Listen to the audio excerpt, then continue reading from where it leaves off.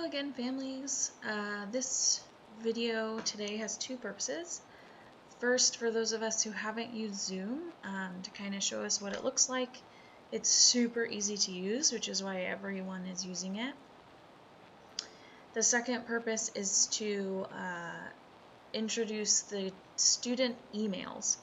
I'm going to start using those emails for the kids' Zoom meetings. That way, after they've done it, 3 or 4 times, they will get used to how it works, and then hopefully not be able to do it for the most part without you. So first, let's look at Zoom. So in your email, so I just sent, I have this kind of junk email I don't use very often. I sent myself a Zoom meeting. So it'll look just like this. It'll be from me. It'll say Zoom meeting. And you just click on it. All you have to do is click the link. If you are on a smartphone or a tablet, you will have to get the app. I'm pretty sure. You might be able to cut and paste this link into Safari or Drive, whatever you use, but I think it works way better through the app. The app is free and I think just requires an email for login. So it looks pretty much like this, except it has a camera icon on it, and you only need that if you're on a tablet style device.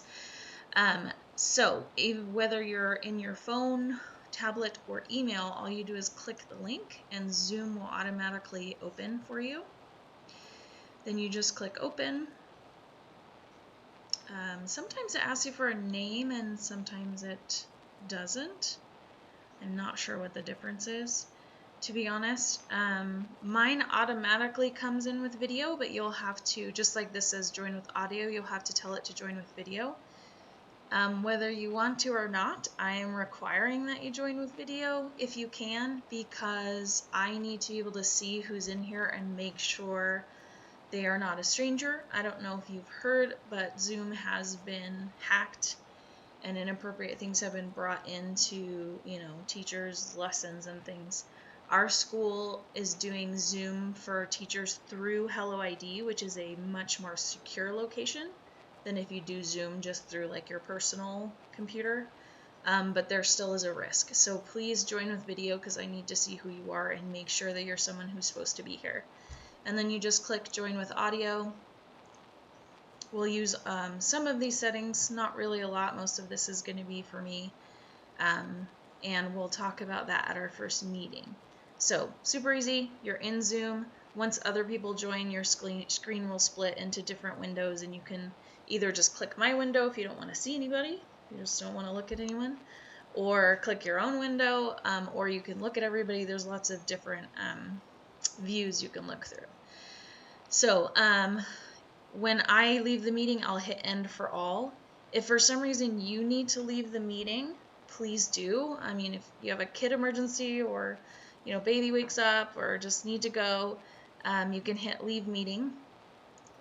If your computer crashes or you leave and want to come back, you just come back in here, and as long as the meeting is still open, which means as long as I'm still in the meeting, this will still come up. Once I leave the meeting, I hit end for everyone, which means the meeting will be gone. So yeah, you can leave and come back if you need to, or if your computer crashes or something, you need to come back in. Believe me, it's happened at all of our staff meetings, so we totally understand. For the students, I'm going to start sending, I would like them to start using their email for a couple reasons. I'm going to sign in as a student because I can't see things any other way. First, just ease of use. When I send it to their email, they get an email through the school. For those of you who don't have older students, and we don't use it, K1 maybe in second, but the older grades use it a lot for turning things in and things like that. Every student is assigned an email. They're all the same. It's just first, initial, last, at this address. It's the same for every student. And then I have one. It's really nice for them to be able to get into anything I send them, because then they can just click the link and get started, and hopefully once they've done it, 4 or 5 times, they'll be able to do it without your help. So you just go to this grid. Here's Gmail, and we will be hopefully using Google Classroom soon just to really streamline everything. This is also nice if I put the grids either in their email or in their classroom. All of the links are active and they can just click the link and get started on their work, and we're hoping to kind of streamline things that way. But for today, we're just going to go to Gmail. So this should open his email, and you can see same process. Here's the Zoom meeting from me for your student, and it's just the same process. You click on it, open the meeting, and it will ask again if you want to. Now, I set this meeting for 5, so this is what will happen if you try to come into a meeting way too early. I'm going to, and the host is not in there. I'm not in the meeting. If I was in the meeting and you were there early, you could still come in. I'm going to try to be at meetings at least 5 minutes early, so that way, if you are, jumping the gun, it's totally fine, and I'll be there. But the whole process for them is exactly the same as for you. I can mute all of them, and I will use that a lot. But there will also be times when they can, say silly things and talk to each other and all that fun stuff that comes with seeing each other face to face. So that's really it. Zoom is really simple. Excuse me, I have to sneeze. It's not coming. Oh, excuse me. And really easy to use, and it is more secure because I will set up all of my meetings through my Hello ID. They don't have Zoom in here because once I invite them, they don't need it.